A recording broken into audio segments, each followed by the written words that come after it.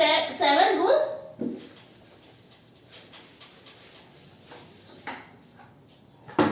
Order 7 rule 10 वाद पत्र को लौटाया जाना।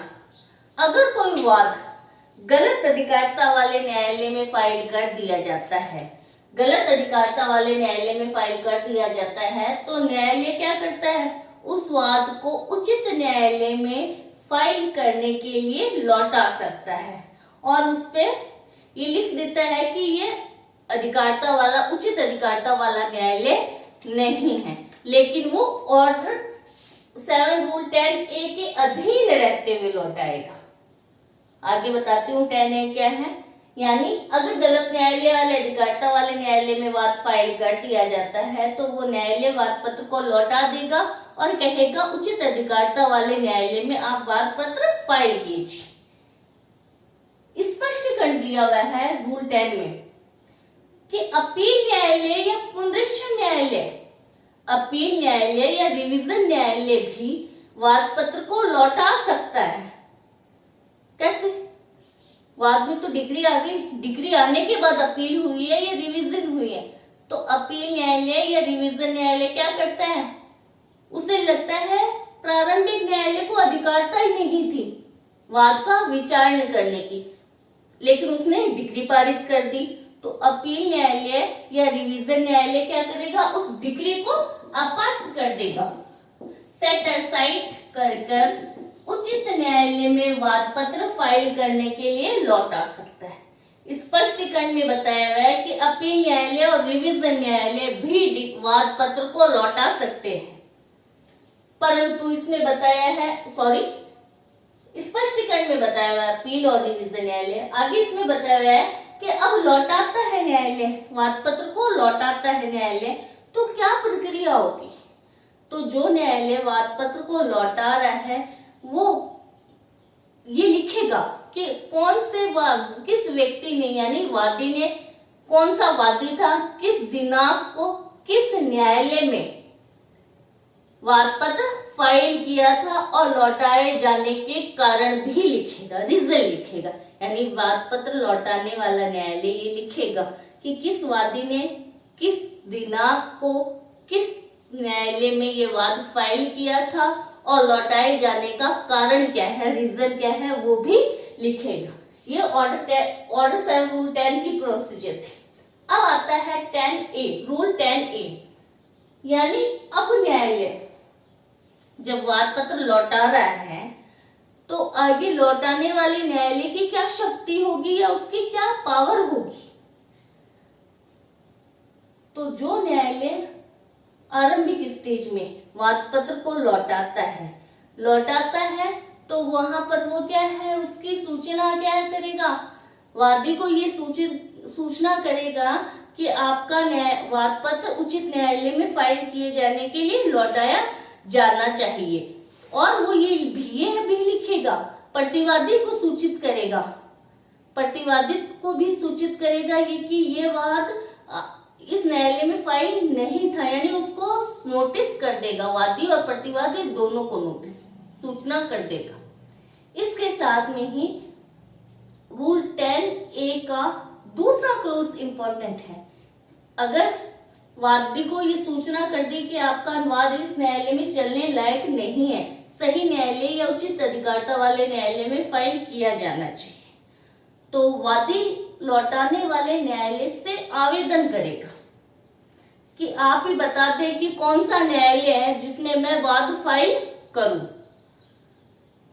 यानी वो लौटाने वाले न्यायालय से आवेदन करेगा कि आप बताएं कि कौन से न्यायालय में वाद फाइल किया जाना चाहिए, तथा आप ही बता दें कि मुझे और प्रतिवादी को, यानी वादी और प्रतिवादी को कौन सी तारीख को उसने उस दिन किस दिन संजात होना है या न्यायालय में हाजिर होना है, तथा जो तारीख आप निश्चित करोगे उसी दिन तारीख की सूचना मुझे और प्रतिवादी को हो जाए। यानी वो 3 बातें आवेदन करेगा कि आप न्यायालय बताएं, एक तो न्यायालय बता दे कि कौन सा न्यायालय उचित है, वादी आवेदन करेगा लौटाने वाले न्यायालय से, एक तो न्यायालय बता दे, दूसरा दिनांक तय कर दे कि कौन से दिन उपसंजात होना है।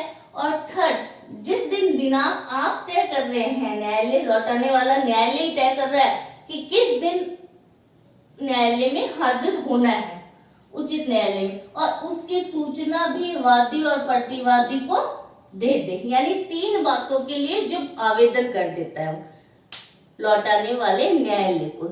और जो न्यायालय है, वाद पत्र लौटाने वाला जो न्यायालय है, अगर सब क्लोज 2 10A के सब क्लोज 2 की ये 3 बातें मान लेता है तो वो बताएगा कि कौन से न्यायालय में आपको हाजिर होना है, कौन सी तारीख को हाजिर होना है, और इसकी सूचना वादी और प्रतिवादी दोनों को देगा। अगर न्यायालय लौटाने वाला न्यायालय उप सब क्लोज 2 की बात मान लेता है, यानी वादी को ये 3 बातें बता देता है, तो फिर इम्पोर्टेंट, तो फिर वादी वाद पत्र को नाम लौटाए जाने के विरुद्ध अपील नहीं कर सकता है। तो फिर वो लौटाए जाने के विरुद्ध अपील नहीं कर सकता है।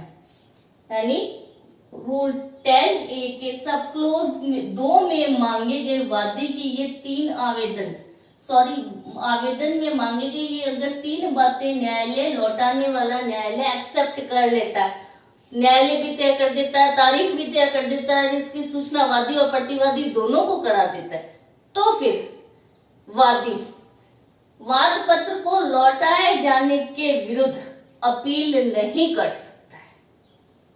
क्लियर?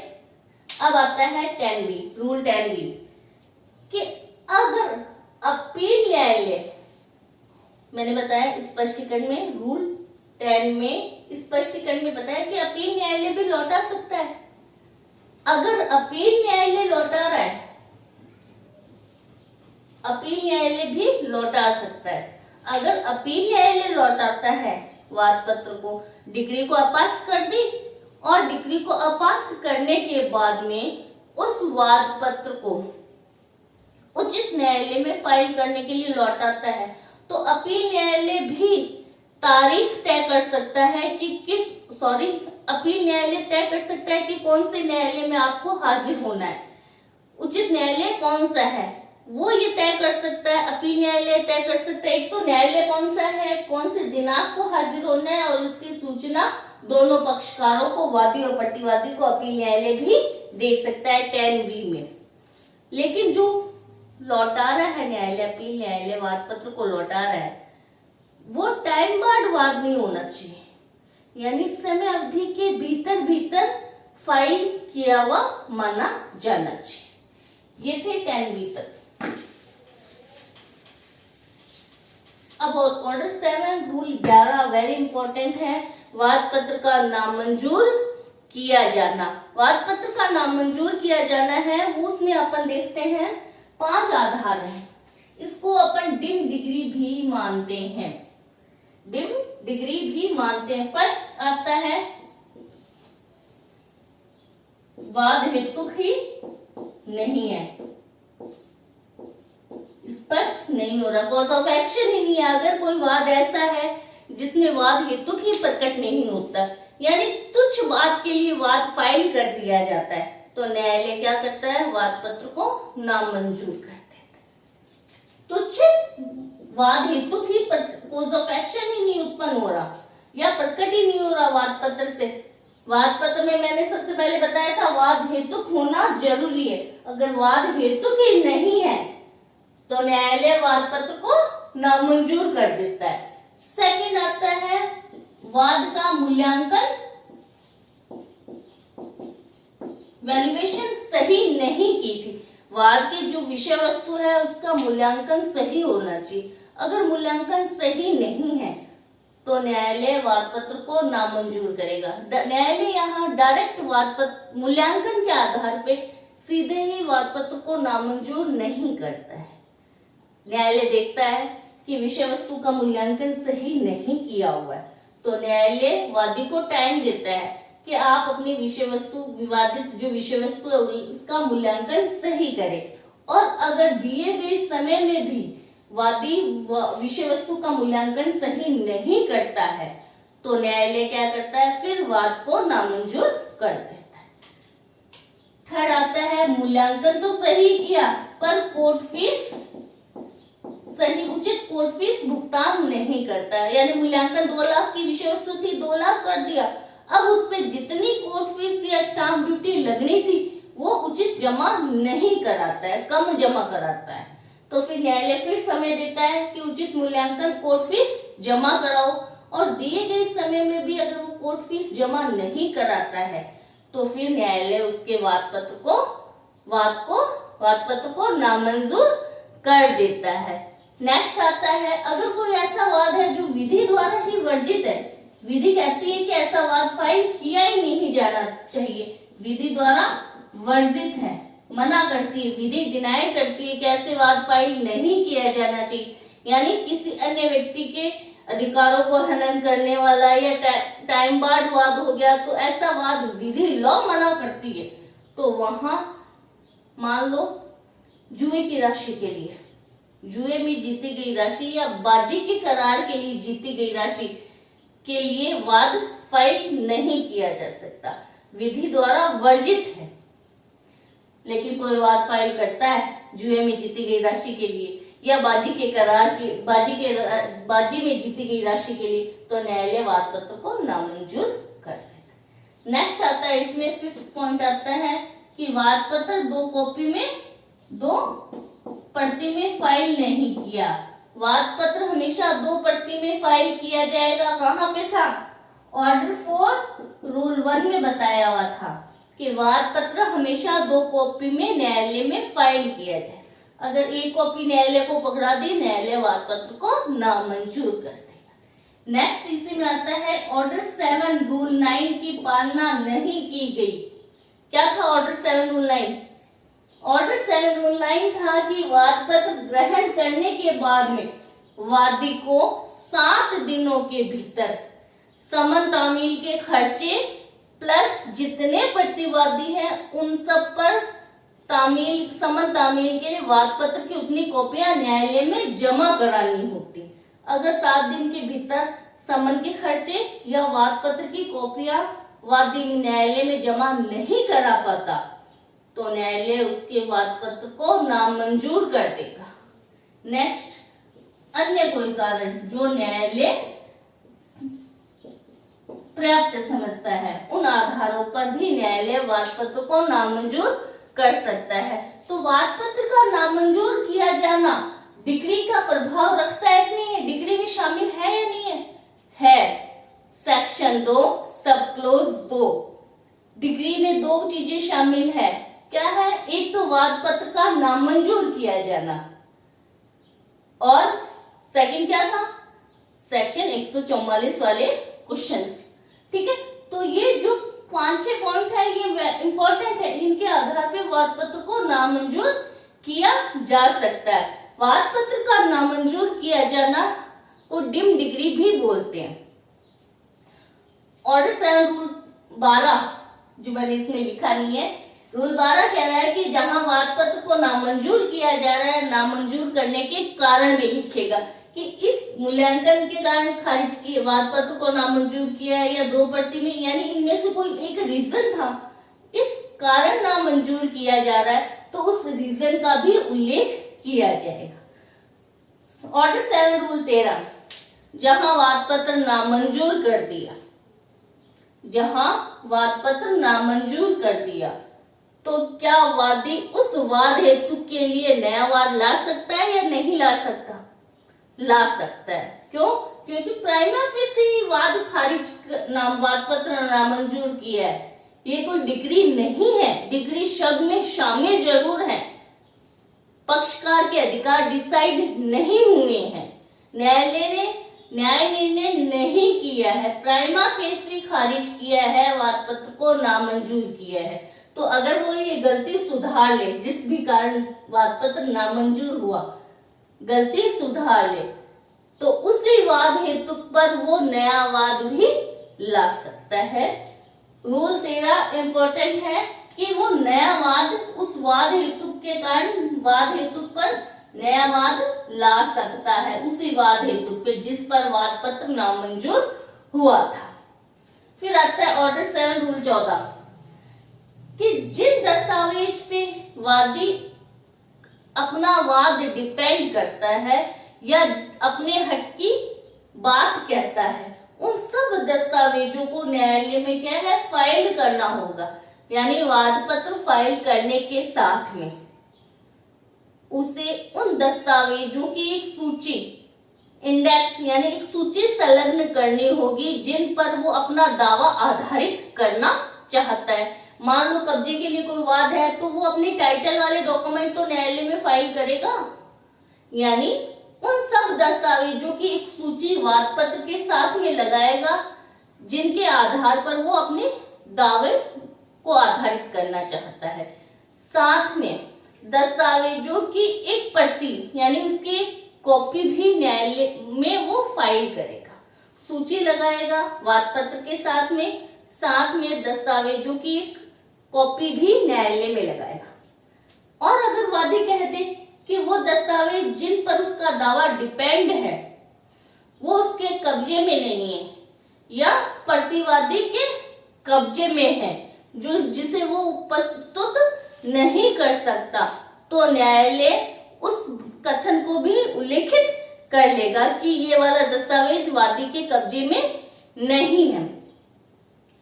और अगर वादी ने मान लो 5 दस्तावेज लगाए, 5 दस्तावेज उसके कब्जे में थे और उसने लगा दी, कोई एक ऐसा इंपॉर्टेंट छठा दस्तावेज भी था जिसको उसे लगाना चाहिए था, जिसकी सूची में उसका नाम लिखना चाहिए था, लेकिन वादी ने क्या किया, उस दस्तावेज का नाम सूची में संलग्न नहीं किया या उस दस्तावेज की कॉपी न्यायालय में फाइल नहीं की, लगाई नहीं, तो बाद में अगर वो न्यायालय की अनुमति लेकर,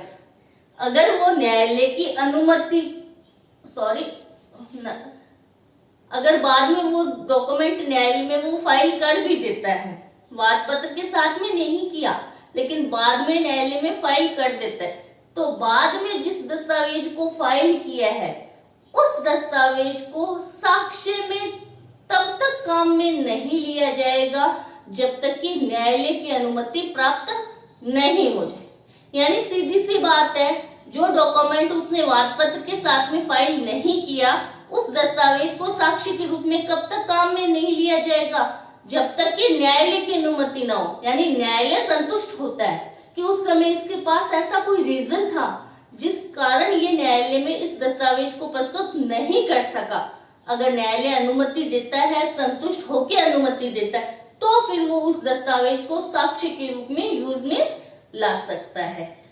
इसका 4th क्लोज ही कहता है कि वादी उन दस्तावेजों को न्यायालय में पेश करने के लिए बाउंड नहीं है, चाहे उसके कब्जे में है लेकिन वो उन दस्तावेजों को पेश करने के लिए बाउंड नहीं है। 2 बातें,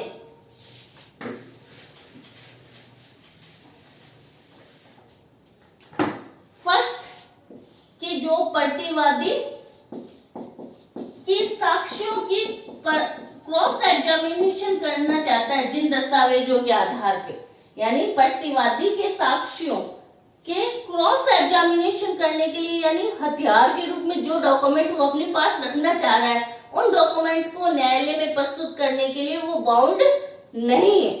सेकंड आता है अपनी स्मृति ताजा करने के लिए, अपनी याद ताजा करने के लिए, स्मृति ताजा करने के लिए ऐसा कोई डॉक्यूमेंट है जो क्या है, रिलेवेंट है लेकिन सुसंगत तो है लेकिन न्यायालय में पेश नहीं किया जा सकता, तो वहां पर वो क्या करता है, उस दस्तावेज को न्यायालय में पेश नहीं करता, अपने पास रखता है। यानी अपनी स्मृति ताजा करने वाले डॉक्यूमेंट है वो न्यायालय में पेश करने के लिए बाउंड नहीं है। नेक्स्ट आता है ऑर्डर 7 रूल 16 कि अगर कोई पराक्रम में लिखित यानी कोई चेक है, वचन पत्र है या विनिमय पत्र है और वो वादी के पास खो गई है और वो उन पराक्रम में लिखितों के आधार पर क्षतिपूर्ति प्राप्त करना चाहता है, क्षतिपूर्ति प्राप्त करना चाहता है वो न्यायालय को बता देगा कि मेरे पास से ये खो गई है। अगर न्यायालय संतुष्ट होता है तो न्यायालय खोई हुई पराक्रम में लिखतों के आधार पर भी डिक्री पारित कर सकता है और उस डिक्री का प्रभाव ये होगा कि मानो वो पराक्रम में लिखित वादी के कब्जे में थी और वाद पत्र के साथ में न्यायालय में फाइल कर दी गई थी, यानी न्यायालय उसको न्यायालय में फाइल किया और मानकर डिक्री पारित कर सकता है। नेक्स्ट और 7 रूल 17 कि दुकान का बही खाता पेश करना, यानी कोई बैंककार बही साक्ष्य अधिनियम 1891 के अंतर्गत कोई ऐसा दस्तावेज जो दुकान का बही खाता हो, यानी चालू लेन देन वाला डॉक्यूमेंट है जिसमें रोज एंट्री की जानी है, वो न्यायालय में पेश किया जाता है, एज ए साक्ष्य या दस्तावेज के रूप में पेश किया जाता है। तो वहां उस दस्तावेज यानी उस रोकड़ बही या बही खाता की न्यायालय क्या करता है, मूल न्यायालय उसको कभी भी जमा नहीं करता है, उसकी एक कॉपी प्रतिलिपि ले लेता है, उसकी फोटोकॉपी या उसकी द्वितीयक साक्ष्य ले लेता है, प्रतिलिपि ले लेता है और उसका मूल से मिलान कर लेता है। मिलान करके फिर प्रतिलिपि अपने पास रखता है, यानी सेकेंडरी दस्तावेज तो अपने पास रख लेता है और मूल बही खाता दुकानदार को वापस लौटा देता है। तो ये थे ऑर्डर 7 की मूल बातें, यानी अगर सामान्यवाद है तो ऑर्डर 7 रूल 1 की बातें आएंगी, और अगर ये विशिष्टवाद है यानी धन संबंधी है, स्थावर संपत्ति संबंधी है या प्रतिनिधि वाले है, तो इनमें ऑर्डर 7 की ये बातें आएंगी। आई होप समझ आया होगा, उम्मीद करती हूँ। Thank you so much.